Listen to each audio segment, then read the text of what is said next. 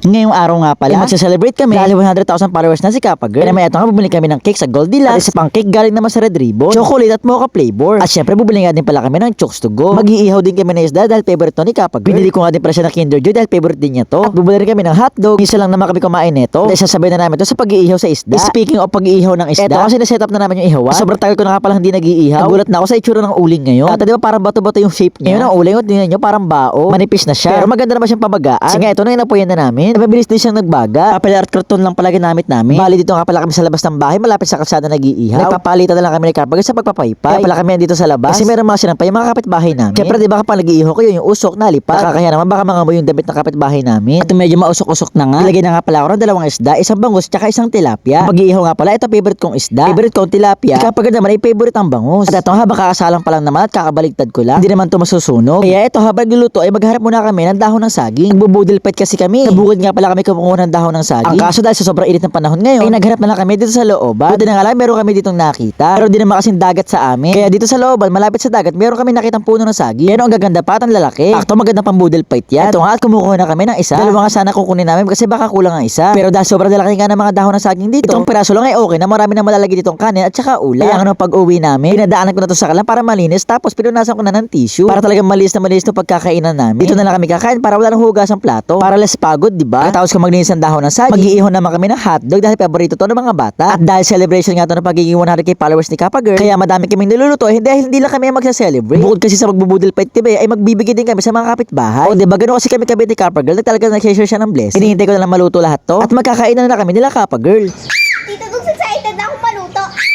Eto nga at ilang minuto lang naluto na nga pala namin yung hotdog. Naluto na rin pala lahat ng bangus at saka yung mga talo. Dito nga inaayos na ng tatay ni Kappa Girl yung pagbubudil fightan namin. Si Kappa Girl naman siya naman yung tuturo kung saan dapat ilalagay yung mga ulam. Diba ang galing ni Kappa Girl, talagang tulong-tulong kaming lahat. Hindi ko napakita pero ito nga pala lang lahat ng handa ni Kappa Girl. Hindi ko alam kung ano tawag dito sa unang to pero ito sure ako ito yung lumpia. Lumpia na wala sa wrapper pero ito yung sauce niya. Siyempre ito na yung mga inihaw na tilapia at saka bangus. Inihaw na hotdog tsaka inihaw na talong. Ito naman yung cake na Goldilocks at saka galing sa Red Ribbon. Pero nga di pa regalo kay Kappa Girl ng puto. At alam nyo ba mahilig si Kappa Girl sa mangga kaya meron din kaming mangga. Naggawa na nga din pala ako nasasawa ng toy na merong kalamansi. At toyo kalamansi na merong sili. Para sulit-sulit taga hinain na rin namin tong chokes to go. Para refreshing, naghanda na nga din pala kami ng prutas na pakwan. Tingin Tito Dux, sabi pinaghanda mo ako dahil 100k na ako.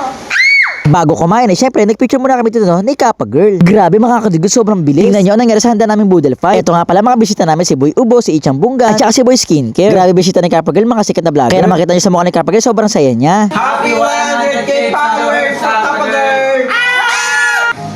Kaya naman eto nga habang nagkakainan sila, dahil hindi na ako nakasingit sa budel fight, nagtago na lang ako ng ako. O syempre di ba aya, ang hirap kaya mag-ihaw tapos maubusan lang ako, kaya ito nagtago na. Lahat ng handa tinago ko na, ang nawalan lang ako ay puto dahil naubos na nga agad. O kaya naman sana masaya kayong lahat. Happy 100k followers Kappa Girl, congrats!